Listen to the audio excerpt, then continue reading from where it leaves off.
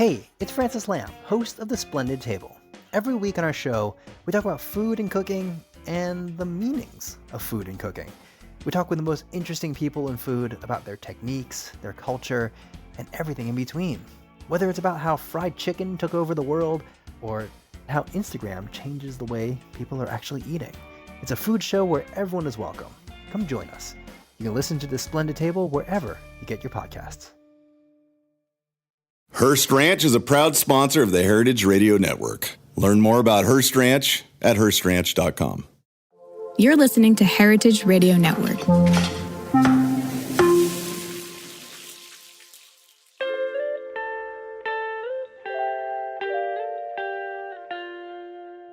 I think one thing to note that's really important, especially as we get to the discussion of biotechnology in food, is that the inauthentic is just as productive as the authentic. Oftentimes these are contrasted, but they don't exist without one another, right? They're really an important kind of, not just binary, but way in which people navigate foodways and consuming authentic foodways and foods as part of an identity as well. The contrast of authentic versus inauthentic has so much cultural power, often getting conflated with good, bad, real, and fake, as you just heard from cultural anthropologist Dr. Lauren Crossland-Marr. Today on Meat and Three, we're going to keep it real with you. Or are we? The search for authenticity is key to understanding ourselves and our food, but it also brings up some thorny questions. What history do we value? How do we move into the future? What's real and who decides? I'm Taylor Early, and this is Meat and Three on HRN. Meat and Three. Meat and Three. Meat and Three. One meat, three sides. Food, news, and storytelling. A square meal for your ears. Meat and Three.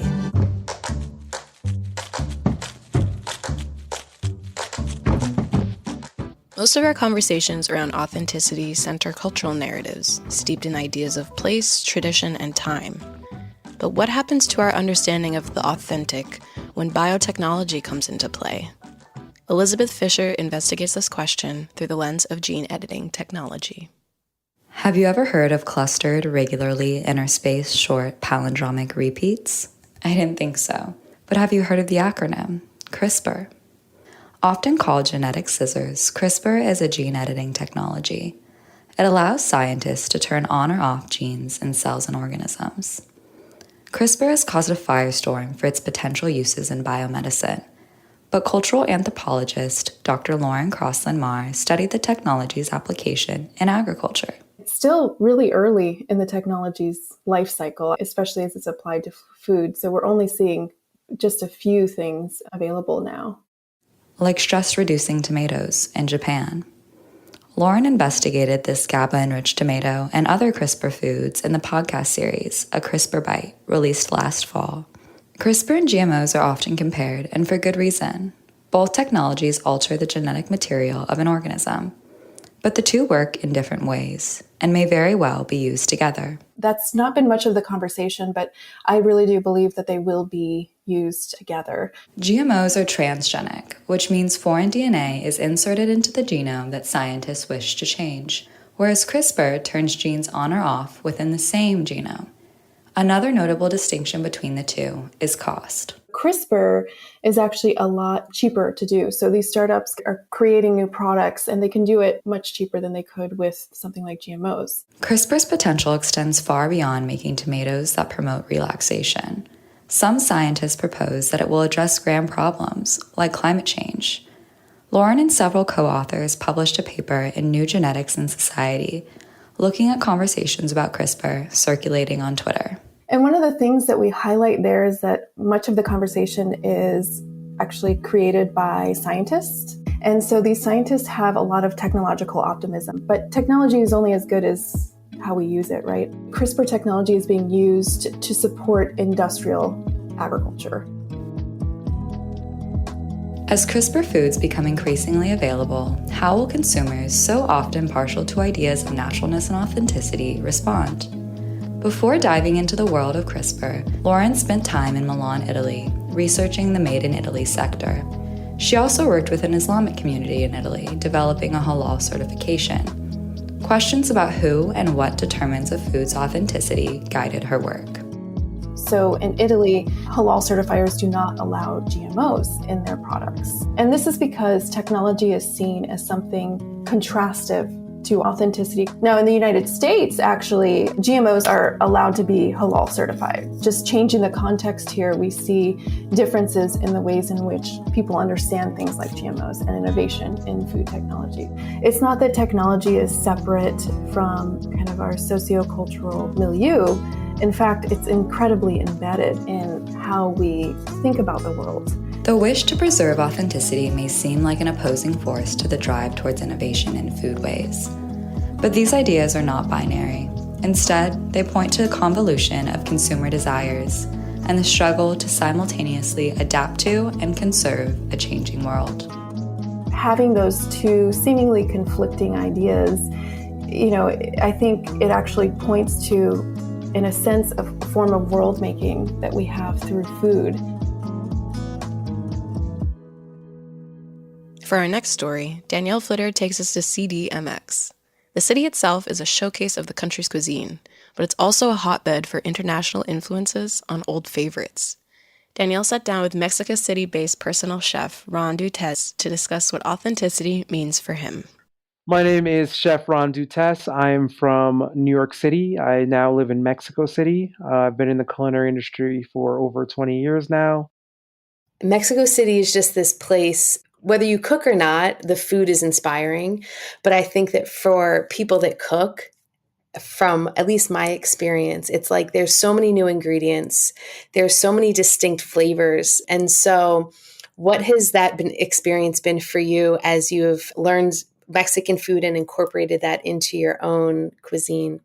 Yeah. Well, my experience coming here and being introduced to all these new Mexican ingredients and Mexican food was pretty overwhelming at first, and exciting. I really love the mercados here. There's over 300 in the city, and I've been trying to get to all of them, which is seems like an almost impossible task. I really like that the tiendas are individually run, and you can really build relationships with those people and get to know them. Yeah, absolutely. Other than the markets themselves and the ingredients, how do you feel like living in Mexico has impacted your cuisine? I've been using more Mexican ingredients, and it took me a little bit to really grasp what Mexican cuisine was, because obviously we have some idea of what it is from being from the States, but it's completely different. So just incorporating those things slowly, really trying to eat different Mexican foods, and gave me a better grasp of what the idea of a dish, a familiar and comforting dish is to Mexican people. And I've been able to incorporate it into my own style of cooking. And I think I'm just becoming a more well-rounded chef because of it. Okay, so what does authenticity mean to you? To me, it's just being yourself as much as you possibly can, and kind of not letting those, whatever walls you might have up, hinder that. And as far as in the culinary field, just same thing, except with creativity. It's really tough because there are a lot of purists out there. I do this guacamole with goat cheese, caramelized onions, and balsamic reduction, right, which is a little more out of the box. My clients, I found, seem to love it. You know what I mean? Because if the flavors work together, they work together. Am I being authentic to the culture in that respect? Maybe not, but I'm being authentic to myself and what I think tastes good, and the clients that resonate with that will flock to that and appreciate that. So I think it's more important to be authentic to myself while still having some respect for the culture around me.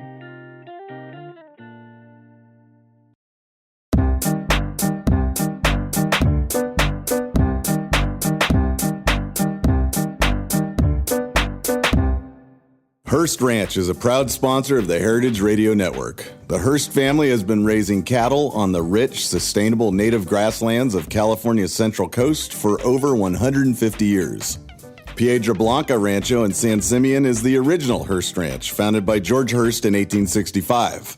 George's son was the famous publisher William Randolph Hearst. In addition to being known for building the iconic Hearst Castle, William was, like his father before him, an avid rancher. In his words, "I would rather spend a month at the ranch than any place in the world." Thanks to one of the largest land conservation easements in California history, a joint effort with the California Rangeland Trust, the American Land Conservancy, and the state of California, the working landscape at Hearst Ranch will be preserved forever. Learn more about Hearst Ranch at HearstRanch.com.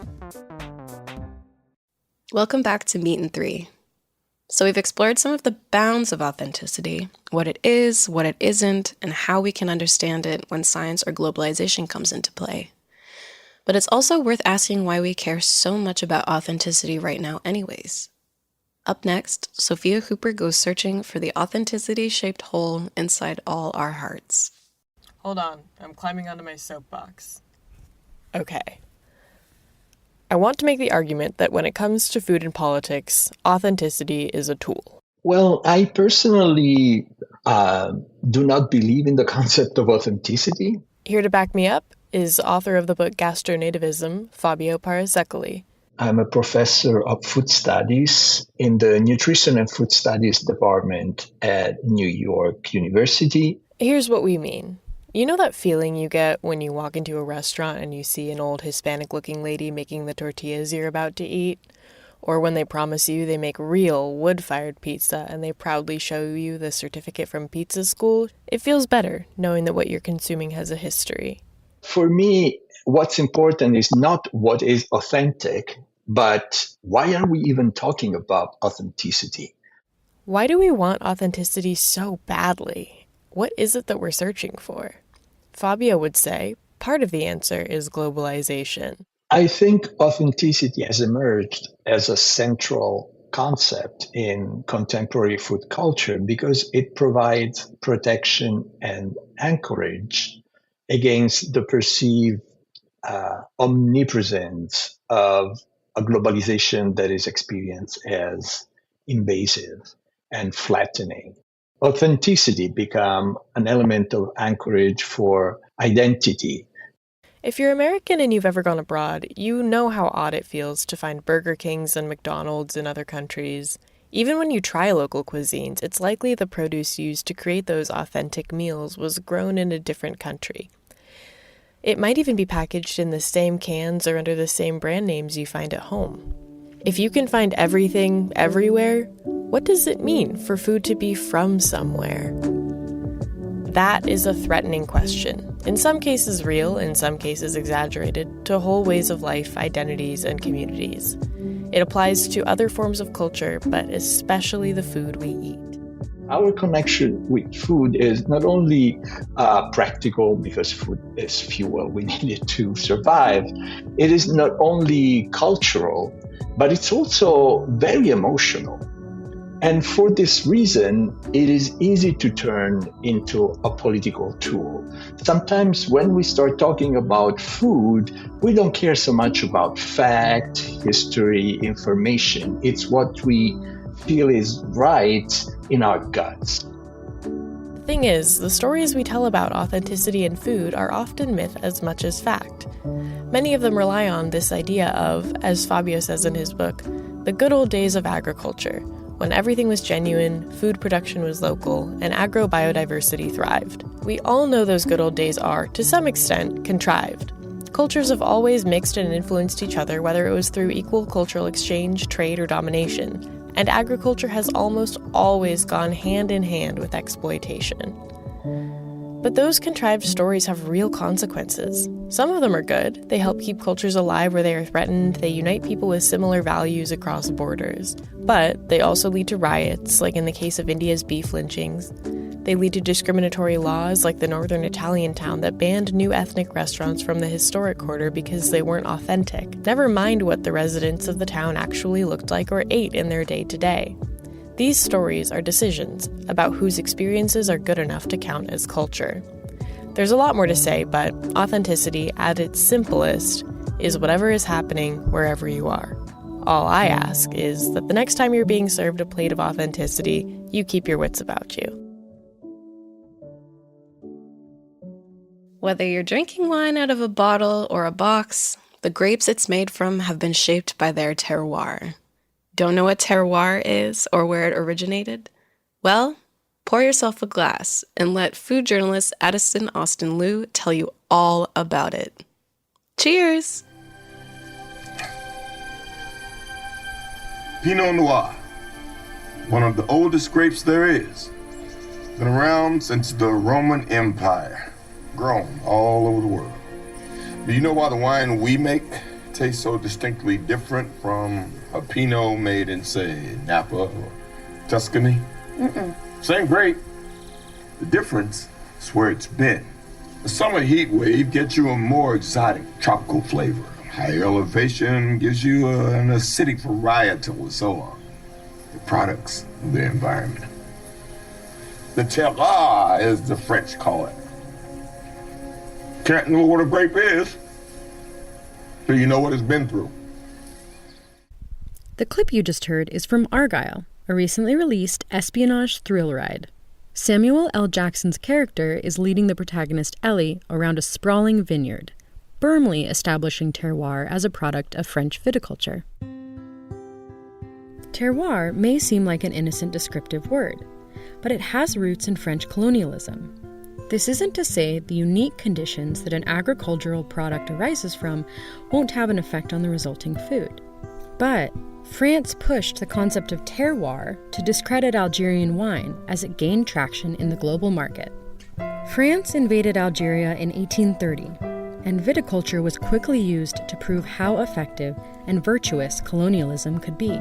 Propaganda marketed Algeria as an agricultural utopia, drawing many settlers across the Mediterranean. Land was stolen from the indigenous people, leaving them unable to grow ancestral crops.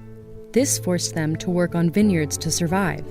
In just 20 years, Algeria's native population declined from 4 million to 2.3 million due to war, dislocation, illness, and disruption of their food supply. The goal of co-opting Algeria's agricultural potential was to complement the French economy, not compete with it. But the mid-1850s European vine blight changed everything. The blight was a species of aphid, also known as grape phylloxera, which was likely carried from America by Victorian-era botanists. As a response to their nationwide failing crops, France outsourced wine production to their colonies. Then, they raced to find a solution for phylloxera. Ironically, considering staunch French identity built around wine, it was grafting pest-resistant American varietals onto French vines that saved the day. Some winemakers opposed this process, calling it unpatriotic, and refused to graft the plants, opting for chemical methods instead. This so-called reconstitution took time, though, and in the intervening years, Algeria became a viticulture powerhouse. Between the late 1880s and early 1970s, they grew to be the fourth largest producer of wine in the world. In the years before World War I, Algeria accounted for 67% of wine exports globally, while France was only 12%. And this is the part of the story where terroir comes in. Defining terroir was meant to bring the wine industry back to France by establishing a framework for quality, intentionally excluding Algeria. Now, the understanding that soil and climate affect flavor has been around for more than 1,000 years, and was mostly attached to the study of geology and rural heritage. What's important to understand here is that terroir is not only a biological fact, but also utilized as an ever-evolving marketing strategy. The countries who write these definitions tend to have economic clout and a loud international voice. They create codified rules around terroir that favor themselves. When Algeria was at the height of its winemaking, France not only pushed terroir into mainstream vocabulary, but laid the groundwork for geographic indication. This is a label given to agricultural products that designates their authenticity and quality based on how and where they are produced. Today, Europe has the most geographic indications, while Africa only has 0.001% of them. A certain level of standardization is required to qualify for these indicators. Despite being an attempt to protect a product, standardization negates terroir. Producers are now trying to meet a standard as opposed to allowing a location's natural diversity to determine outcome. Which begs the question, is something authentic if we leave it be, or when we demand a strict set of rules around its production to assure its consistency? But back to Algeria.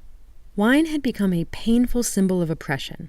Following the end of World War II, revolution was brewing, and vineyards became a target.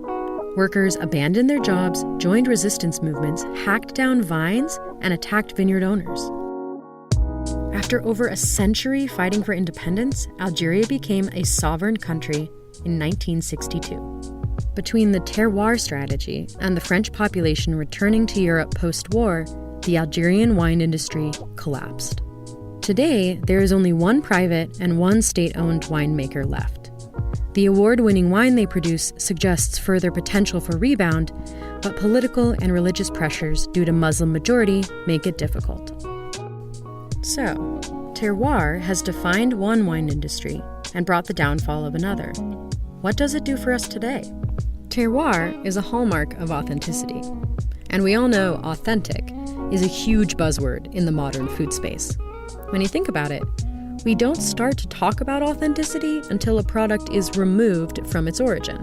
The Japanese probably don't sit around talking about the authenticity of their own food, for example.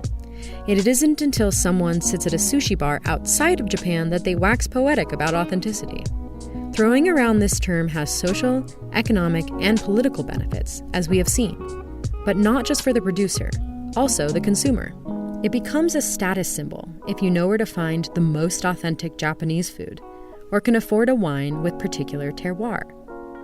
But can something definitively be called authentic, except for our own individual experiences? In the same way that a grape varietal grown in different regions will produce wine with different flavor properties, our perception of a meal will change depending on our location and previous experiences with that food. We are shaped by our environment, and so is what we consume. The long-standing politics of cuisine has demanded that rules be written to determine authenticity. But that leaves us only idolizing the flavors those in power want us to. How can we pull terroir back to an awareness that environment changes flavor, but no strict hierarchy need apply? We can acknowledge differences in our food and enjoy it without using that to determine quality, aside from our own personal preferences. Cuisine evolves, palates change, and we can rewrite our own definitions of authenticity.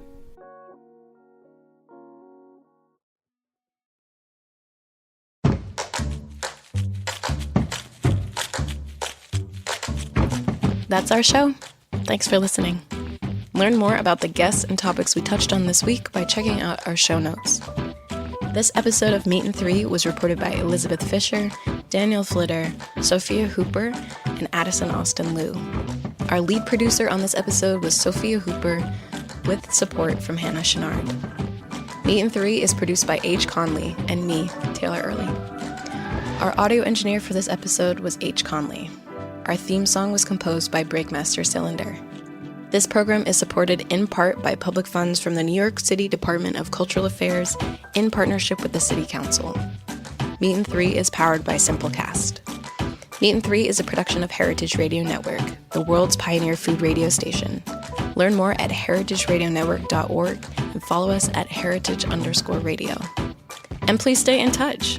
Whether you have a story idea or just like to say hey, write us at ideas@meatand3.nyc, and that's all spelled out. Craft cocktails, from the classics to zero-proof drinks, are all around us. But what if we told you that craft cocktails are actually a relatively recent addition to the culinary scene? My name is Toni Tipton-Martin, and I'm the editor-in-chief of Cook's Country at America's Test Kitchen. I want to introduce you to a podcast mini-series I'm hosting called 100 Proof, The Journey of the American Cocktail. Over 6 episodes, we'll look at how mixed drinks offer us a window into what was happening in America during the dawn of the cocktail. We'll then take you to the present day to contemplate what forces led to our modern cocktail renaissance. And along the way, we'll of course be sharing cocktail recipes with you. Subscribe to Proof from America's Test Kitchen so you won't miss the first episode. It drops on Thursday, May 23rd. Again, that's Proof, Proof, from America's Test Kitchen. Cheers.